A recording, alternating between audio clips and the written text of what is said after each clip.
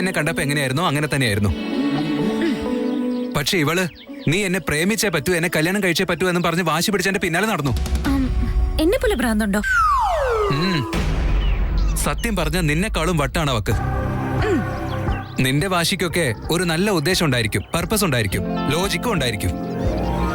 പക്ഷെ അവൾ അങ്ങനെയല്ല, വല്ലാത്ത സെൽഫിഷാണ്. ആർക്ക് എന്ത് സംഭവിച്ചാലും കുഴപ്പമില്ല, എന്റെ കാര്യം നടക്കണം, അത് മാത്രം അവക്ക്. ഒരു വല്ലാത്ത വാശിയാ. അവളോട് നിനക്ക് ഇഷ്ടമില്ലാതിരുന്നിട്ടും അവള് നിന്റെ പുറകെ വരുമായിരുന്നോ? അത് തന്നെയല്ലേ ഞാൻ ആദ്യം തന്നെ നിന്നോട് പറഞ്ഞേ. അവൾ വല്ലാത്തൊരു സൈക്കോ ക്യാരക്ടറാ. ഒരു പരിധി കഴിഞ്ഞ് നമുക്ക് സഹിക്കാൻ പറ്റണ്ടേ? ഞാൻ അവളോട് പറഞ്ഞിട്ടുണ്ട്, ഫ്രണ്ട്ഷിപ്പ് അല്ലാതെ എന്നിൽ നിന്നൊന്നും പ്രതീക്ഷിക്കരുത്, എനിക്കൊന്നിനും കഴിയില്ല എന്ന് ഞാൻ പറഞ്ഞു. ഒരു പ്രത്യേകതരം വട്ട അവക്ക്. എന്റെ പേര് കയ്യിൽ പച്ചകുത്തി നടക്കുക. അത് മാത്രമല്ല, ഐ ലവ് യു ടു എന്ന് പറഞ്ഞില്ലെങ്കിൽ കോളേജിന്റെ മേലെ നിന്ന് ചാടി ചാവൂ എന്ന് അവൾ എന്നെ ബ്ലാക്ക്മെയിൽ ചെയ്തു. ഇവളുടെ കാര്യം ശരിക്കും കോമഡിയാണല്ലോ.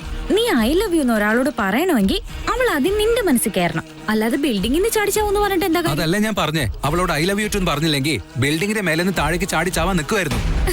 ഇത് അതിലും വലിയൊരു കോമഡി അല്ല വേദ. നീ ഐ ലവ് യു പറയാത്തതിന്റെ പേരിൽ അവള് ചാടിയാലേ നാളെ നിന്റെ മനസ്സ് മാറി ഇഷ്ടം പറയണമെന്ന് തോന്നുമ്പോ അവളുണ്ടാവില്ലല്ലോ. പോയിന്റ്. ഇത് ഈ കഴുതയ്ക്ക് മനസ്സിലായി, പക്ഷെ ആ കഴുതയ്ക്ക് മനസ്സിലായില്ലല്ലോ. ശരി, എന്നിട്ട് എന്ത് പറ്റി? എന്നിട്ട് എന്താവാൻ? ചുമ്മാ എന്റെ പിറകെ നടന്ന് സമയം കളയണ്ടെന്ന് പറഞ്ഞ് ഞാൻ എന്റെ പാട് നോക്കി പോന്നു. എന്നിട്ടോ? പിന്നെ സംഭവിച്ചൊന്നും പറയാതിരിക്കാൻ നല്ലത്. ആ വട്ട് കേസ് അങ്ങനെയൊന്നും ചെയ്യില്ല എന്നാ ഞാൻ വിചാരിച്ചത്. പക്ഷെ അവൾ അന്ന് തന്നെ താഴേക്ക് ചാടിയെന്ന്. പക്ഷെ ഞാൻ ഇതൊക്കെ അറിഞ്ഞു വന്നപ്പോഴേക്കും ഒരുപാട് ലേറ്റ് ആയി പോയി.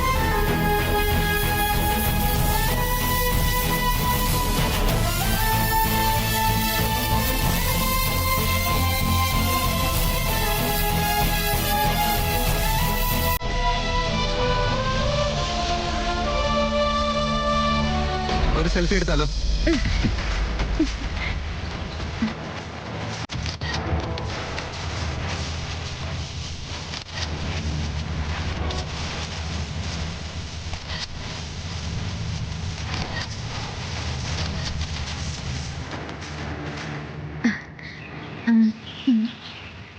നിന്റെ കണ്ണിൽ എന്നെ 100-200 ഗ്രാമുള്ള സ്വർണ്ണക്കട്ട പോലെയാണോ തോന്നുന്നേ?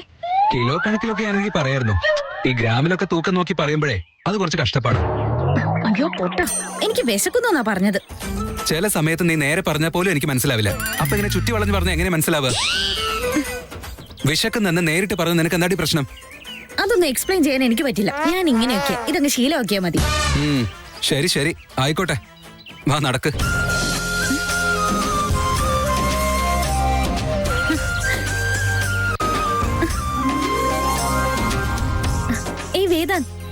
ഇവിടെ തന്നെ ഹോട്ടലുണ്ടല്ലോ, പിന്നെ ഇനി എന്തിനാ കാർ എടുത്തു പോന്നു?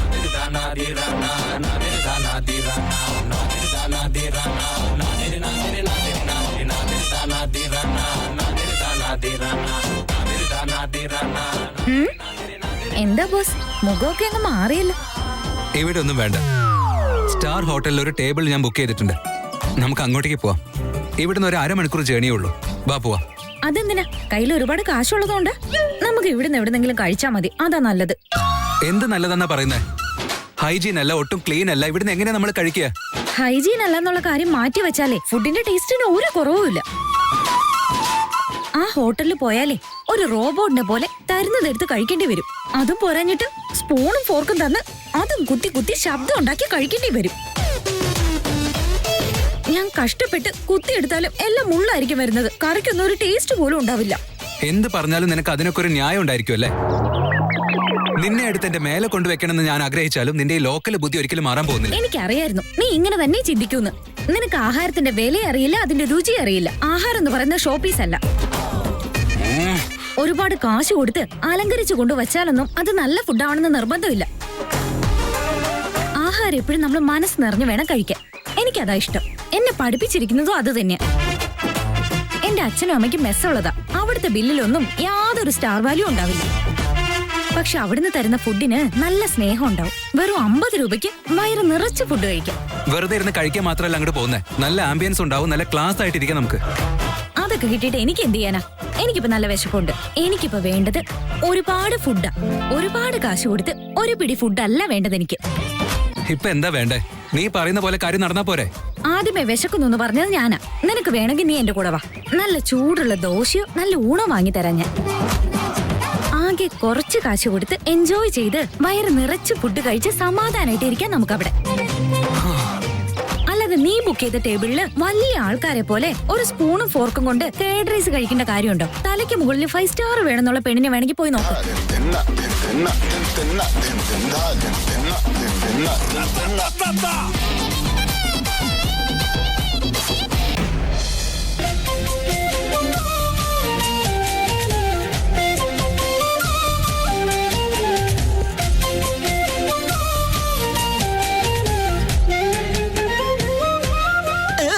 ഇതെന്താ ഗജനി ഹെയർ സ്റ്റൈൽ?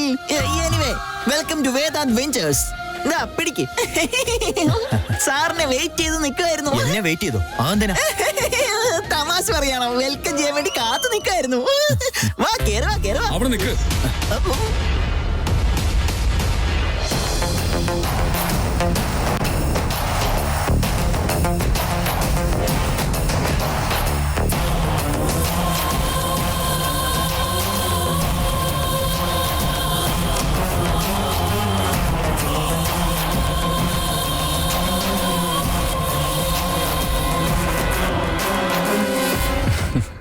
നീ ഇങ്ങനെ ഷോക്കാവണ്ട. നീ എന്തായാലും ഇപ്പൊ ഓഫീസിലോട്ട് കയറാൻ നിൽക്കുമല്ലേ? എന്നെ ഹഗ് ചെയ്യാൻ നിനക്ക് അകത്ത് കയറാൻ പറ്റുമോ? Come on man. Welcome Dhruva, welcome. എന്റെ വെൽക്കം. ഇതെന്ത് ധ്രുവ, നീ ഓട്ടോയിലാണോ വന്നത്? പിന്നല്ലാതെ ഇവിടെ ട്രെയിനിൽ വരാൻ പറ്റുമോ? ഇത്രയും നാളും ഇതായിരുന്നല്ലോ എന്റെ സാരഥി വിക്കി. ഇപ്പൊ പുതിയൊരു ജോലി കിട്ടിയെന്ന് കരുതി അവനെ ഞാൻ ഉപേക്ഷിച്ചാൽ പിന്നെ അത് തെറ്റായി പോവില്ലേ? Very good. അകത്തേക്കോ. എനിക്ക് ആദ്യം ചേട്ടനെ മീറ്റ് ചെയ്യണം.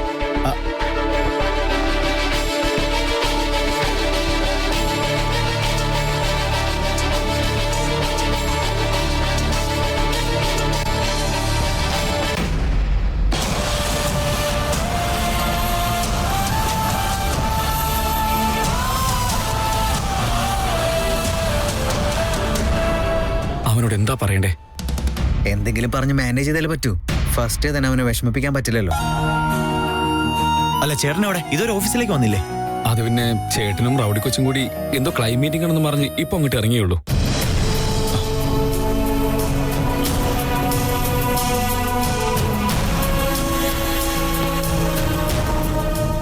ഞാൻ ഇന്ന് ഓഫീസിലേക്ക് വരുമെന്ന് അവനറിയാം. ഇത് അവന്റെ ഓഫീസല്ലേ. അവനൊന്ന് മനസ്സ് വെച്ചിരുന്നെങ്കിൽ എത്ര വലിയ ഇമ്പോർട്ടന്റ് മീറ്റിംഗ് ആണെങ്കിലും ഒന്ന് മാറ്റി വെക്കാമായിരുന്നു. ഇത് മനഃപൂർവ്വം വരാത്തത്.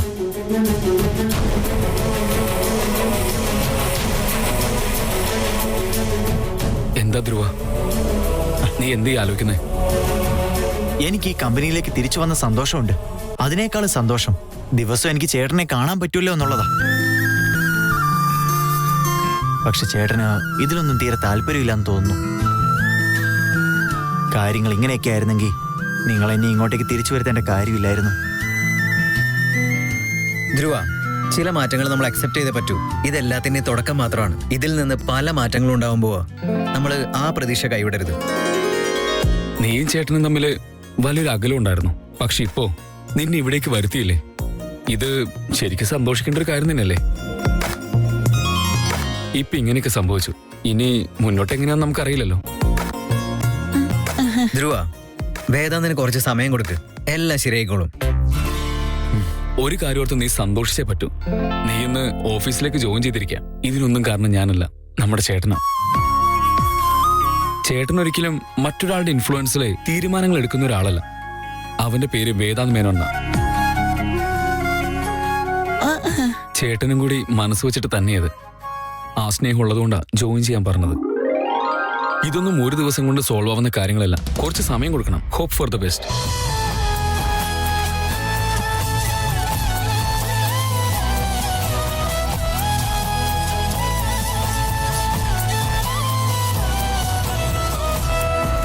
ബിസിനസ് ഒക്കെ എങ്ങനെയുണ്ട് ചേട്ടാ? നന്നായി പോകുന്നു മോളെ. കഴിക്കാൻ എല്ലാം ഉണ്ടല്ലോ അല്ലേ? എല്ലാം ഉണ്ട് മോളെ. ദോശയുണ്ട്. എല്ലാം ഉണ്ടോ? എല്ലാം ഉണ്ട്, എല്ലാം ഉണ്ട്. അമൂല്യ, നീ ഇവിടെ എന്തായി ചെയ്യുന്നേ? വിശക്കാന്നല്ലേ നേരത്തെ പറഞ്ഞേ? വാ, പോയി കഴിച്ചിട്ട് വരാം. നിനക്കല്ലേ വേദാന്ത് റോഡ് സൈഡിൽ നിന്ന് ഫുഡ് കഴിക്കുന്ന ഇഷ്ടമല്ലാത്ത? എനിക്കതിനൊന്നും കുഴപ്പമില്ല. ഇവിടുന്ന് കഴിച്ച് നിന്റെ ഡിഗ്നിറ്റി ഒന്നും കളയാൻ നിൽക്കണ്ട. നിന്റെ സ്റ്റാറ്റസിൽ ചേരുന്ന ഏതെങ്കിലും ഒരു പെൺകുട്ടി ഉണ്ടാവും, അവളെ കണ്ടുപിടിക്കും. ആരാ മോളെ ഇത്? എന്തെങ്കിലും പ്രശ്നമുണ്ടോ? ഇയാളാണ് ചേട്ടാ എന്നെ കല്യാണം കഴിക്കാൻ പോകുന്ന മഹാൻ. ആഹാ, നിന്നെ കല്യാണം കഴിക്കാൻ പോകുന്നവൻ എന്തായാലും പുണ്യം ചെയ്തോനാ. ചേട്ടൻ അങ്ങനെ തോന്നിയോ? എന്നിട്ടും പാവമല്ലേ, പോട്ടെ, ഒരു പുണ്യം കിട്ടട്ടെ എന്ന് വിചാരിച്ചപ്പോ എന്റെ തലേ കയറിയുന്ന നിരങ്ങാ ചേട്ടാ. ആ?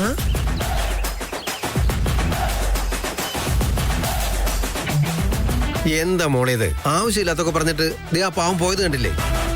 കണ്ടിട്ട് നല്ലൊരു മനുഷ്യനായിട്ട് തോന്നിയേ. എന്തിനെങ്ങനെ വഴക്കുണ്ടാക്കുന്നേ? അല്ല, കാണുന്നവരുടെയൊക്കെ കണ്ണില് എന്നെ മാത്രം എങ്ങനെയാ ഒരു വഴക്കാളിയായിട്ട് തോന്നുന്നത്? ഞാൻ പറയുന്നത് ഒന്നും കേൾക്കാത്ത ഒരാളെ ഞാൻ എന്തിനാ ഇനി കല്യാണം കഴിക്കാൻ പോകുന്നത്? കല്യാണം കഴിഞ്ഞാലേ ഭർത്താക്കന്മാര് ഭാര്യമാര് പറയുന്ന കേക്കണ്ടേ? ഇപ്പൊ പറഞ്ഞത് 100% സത്യ. ഈ പെൺകുട്ടികളുടെ വാശിയൊക്കെ കൂടുമ്പോഴാണല്ലോ മുതിർന്നവരെല്ലാം പെട്ടെന്ന് കെട്ടിച്ചു വിടാനായിട്ട് നോക്കുന്നേ. അയ്യോ, ഒന്ന് മതിയാക്ക്. പെൺകുട്ടികളുടെ കാര്യം പറഞ്ഞ ഈ ലോകത്തുള്ള എല്ലാ ആണുങ്ങളും ഒറ്റക്കെട്ടായിട്ട് മാറുമല്ലോ. അപ്പൊ അച്ഛനും അമ്മയും എന്തൊക്കെ ആഗ്രഹങ്ങൾ ഉണ്ടായിട്ടായിരിക്കും കല്യാണം കഴിച്ചയക്കുന്നത്. എന്റെ അച്ഛനും അമ്മയും അതുപോലെയാ. എന്തൊക്കെ ആഗ്രഹങ്ങൾ അവർക്ക്.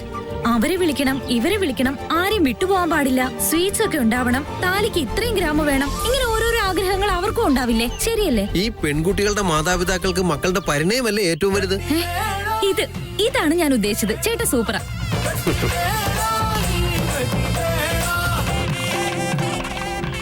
പലിശയ്ക്ക് കൊടുക്കുന്ന സേട്ടു, പിന്നെ ബ്ലേഡുകാരൻ രാജൻ, ഇവർ രണ്ടുപേരുമില്ലാതെ വേറെ ആരാ ചോദിച്ച കാശ് തരുന്നേ?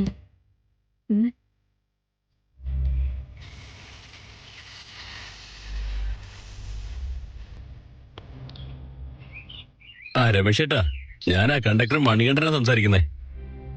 ഇന്നലെ ഫോൺ ചെയ്തായിരുന്നു. എന്റെ മകളുടെ കല്യാണക്കാര്യം പറഞ്ഞിരുന്നില്ലേ? ആ പൈസ കിട്ടിയിരുന്നേ കുറച്ച് ഉപകാരം ആയേനെ. അയ്യോ, ഇല്ലാന്ന് പറയല്ലേ. ദയവ് ഇതൊന്ന് സഹായിക്കണം. ഞാൻ എങ്ങനെയെങ്കിലും അഡ്ജസ്റ്റ് ചെയ്ത് തിരിച്ചു തന്നോളാം. 25,000 രൂപയോ? അത് എന്തിനു തികയും രമേശ് ചേട്ടാ?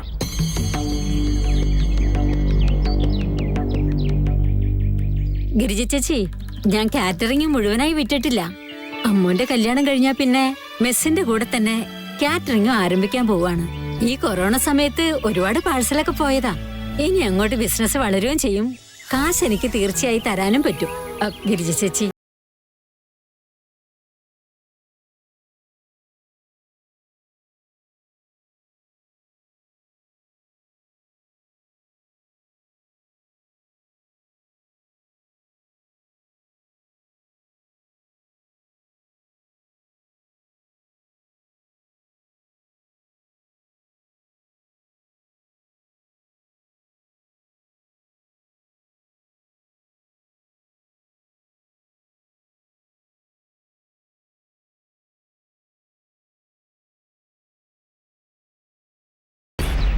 നിനക്കാരിക്കാ തരാന്ന് പറഞ്ഞിരിക്കുന്നേ? 2-3 പേര് തരാന്ന് പറഞ്ഞിട്ടുണ്ട്. എല്ലാരും കൂടി തരാന്ന് പറഞ്ഞത് ചേർത്ത് 10,000-70,000 രൂപ ആയിട്ടുള്ളൂ. അതിന് നമ്മുടെ അമ്മൂന് 1 പവന്റെ സ്വർണ്ണല്ലേ വാങ്ങിക്കാൻ പറ്റൂ. വരുന്നവർക്കെല്ലാം താമ്പൂലവും സ്വീറ്റ്സും കൊടുക്കണം എന്ന് വിചാരിച്ചതാ. അതെന്തായാലും നടക്കൂല. ഞാനും അത് തന്നെ ആലോചിച്ചുകൊണ്ടിരിക്കുന്നേ. മാത്രമല്ല, നമ്മുടെ 2 കുട്ടികളെയും വലിയ വീട്ടിലേക്കല്ലേ കെട്ടിച്ചയക്കുന്നത്. അതുകൊണ്ട് വരുന്നവരും വലിയ വലിയ ആൾക്കാരായിരിക്കും. നമ്മളിങ്ങനെ കണക്ക് നോക്കിയാ അപമാനിക്കപ്പെടാനായിരിക്കും പോകും. അതെ, എനിക്കൊരു ഐഡിയ തോന്നുന്നു. എന്താ? നമ്മുടെ മെസ്സങ്ങ് വിറ്റാലോ?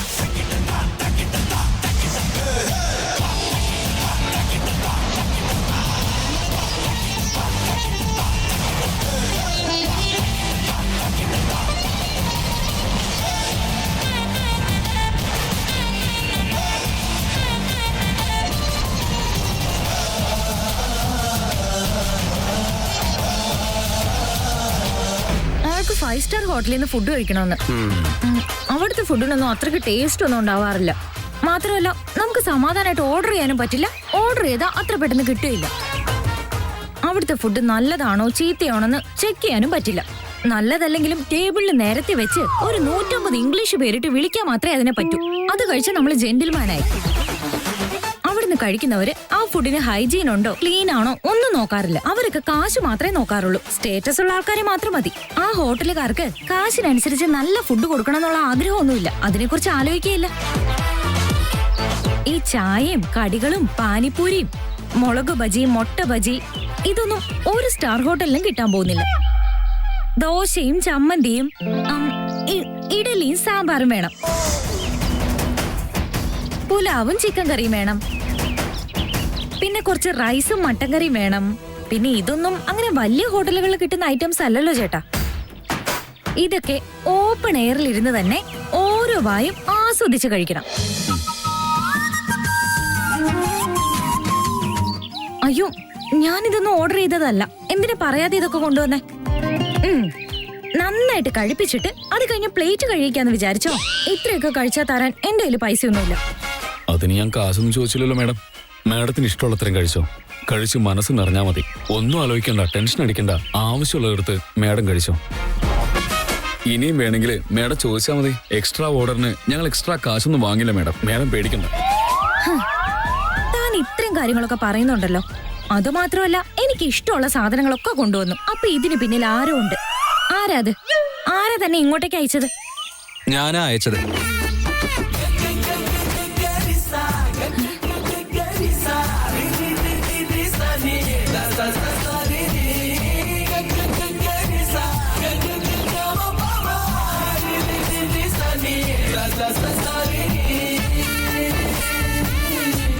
ഇനി ഹൈജീൻ അത് ഇതെന്നൊന്നും പറയില്ലല്ലോ.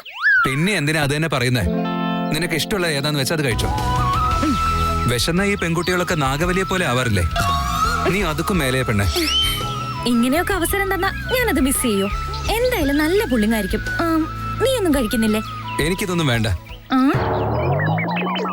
ഓക്കെ ഓക്കെ, ഇനി ഇതിന് വേണ്ടി വേറെ സീന് ക്രിയേറ്റ് ചെയ്യണ്ട. ഞാൻ കഴിച്ചോളാം.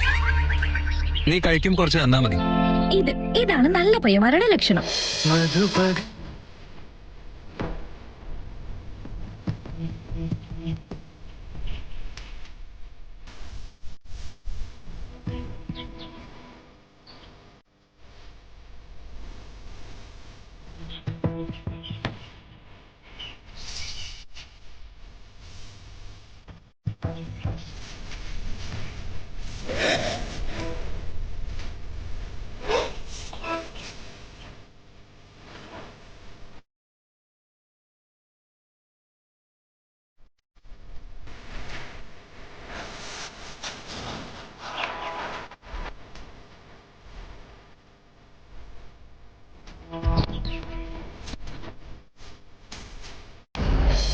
നീ എന്തേ പറയുന്നു പ്രവീ? മെസ്സ് വിറ്റുകളാണോ? അതെ, വിൽക്കാം. എന്നിട്ട് എന്ത് ചെയ്യാനാ? ആ കിട്ടുന്ന കാശിന് നമുക്ക് കല്യാണം നടത്താലോ. അതിനുള്ള കാശൊന്നും കിട്ടില്ല പ്രമി. മാത്രമല്ല, നമുക്ക് ഇവിടെ മാത്രമല്ലല്ലോ, ഇനി 2 കുട്ടികൾ താഴെയുണ്ട്. അമ്മുവിന്റെ കല്യാണത്തിന് വേണ്ടി നമുക്ക് ആകെ ഒരു വരുമാന മാർഗമായ ആ മെസ്സ് ഒന്നും ആലോചിക്കാതെ വിറ്റ് കളഞ്ഞാലേ അഞ്ജുവിന്റെ അതിഥിയുടെയും കാര്യം എന്താവും? അവരുടെ ആവശ്യങ്ങൾ നടത്തി അവരുടെ കല്യാണം നടത്തണ്ടേ? നമ്മുടെ മെസ്സ് തുടങ്ങിയിട്ട് കുറച്ച് നാളല്ലേ ആയുള്ളൂ. അതൊന്ന് പച്ച പിടിച്ചു വരാൻ കുറച്ച് സമയമൊക്കെ എടുക്കും. എന്നിട്ട് പോലും എത്ര ആൾക്കാരാ നമ്മുടെ മെസ്സിനെ ഡിപ്പെൻഡ് ചെയ്യുന്നത്? ഹോസ്റ്റലിലുള്ളവരും നമ്മുടെ മെസ്സിനെ കുറിച്ച് കേട്ടറിഞ്ഞ് വരുന്നവരും ഒക്കെ ഇല്ലേ? 1-2 വർഷം കൂടി കഴിഞ്ഞാ വലിയൊരു ബ്രാൻഡായിട്ട് മാറില്ലേ? അത് കഴിഞ്ഞാ നമുക്ക് കുറച്ച് ഹോട്ടൽസ് തന്നെ തുടങ്ങാൻ പറ്റും. അതിൽ നിന്ന് കിട്ടുന്ന ലാഭം കൊണ്ട് 2 മക്കളുടെയും കല്യാണം നടത്താൻ പറ്റും. ആരതിയുടെ അമ്മുന്റെ മക്കളുടെ കാര്യമൊക്കെ നമുക്ക് ഭംഗിയായിട്ട് നടത്താനും പറ്റും. ഇതൊക്കെ നടക്കുവോ? ഒരു കാര്യങ്ങളും പറ്റില്ല, അസാധ്യമാണെന്ന് വിചാരിക്കാൻ പാടില്ല. നമുക്ക് 4 പെൺകുട്ടികളുണ്ടായിട്ടും അവരുടെ കാര്യത്തെക്കുറിച്ച് ഓർത്ത് ഒരിക്കലും ടെൻഷനായിട്ടില്ല. ഇപ്പൊ എല്ലാവരും സ്വന്തം കാലിലാണ് നിൽക്കുന്നത്. ആരതിയുടെ കല്യാണ സമയത്ത് നമുക്ക് സമയമില്ലാത്തോണ്ടാ കാറ്ററിംഗ് ഒക്കെ നിർത്തിവെച്ചത്. അതിപ്പോഴും ഉണ്ടായിരുന്നെങ്കിൽ കാശിന്റെ കാര്യത്തിൽ ഒരു ബുദ്ധിമുട്ടും ഉണ്ടായില്ലായിരുന്നു. ഇപ്പോ മെസ്സ് വിൽക്കണം എന്നൊക്കെ വിചാരിച്ച് ചെയ്ത തെറ്റുകളൊന്നും ആവർത്തിക്കാൻ പാടില്ല. ആ ഒരു വഴിയേ ഉള്ളൂ. അത് കൊടുത്താ കുറച്ച് കാശ് കയ്യിൽ വരുമല്ലോ എന്നോർത്ത് പറഞ്ഞതാ. നീ ഉദ്ദേശം എന്താണെന്ന് എനിക്ക് മനസ്സിലായി. നമുക്ക് 2 പെൺകുട്ടികളൂടെ താഴെയില്ലേ? അത് ഓർക്കാതെ നമ്മൾ എടുത്തിയാടാൻ പാടില്ല. ഇപ്പൊ എന്ത് ചെയ്യണം നമുക്ക് ഒരിക്കൽ കൂടി ആലോചിക്കാം. പക്ഷെ പ്രാക്ടിക്കലായി ആലോചിച്ച് ഭാവിയെ കുറിച്ചൊരു തീരുമാനം എടുക്കണം. എല്ലാം ഇവിടം വരെ എത്തിയില്ലേ? ഇനി കല്യാണം അതിന്റെ സമയത്ത് ഭംഗിയായിട്ട് നടന്നോളൂ. സമയത്തിന് നമ്മുടെ കയ്യിൽ എന്തുണ്ടോ അത് വെച്ച് നമുക്ക് നടത്താം.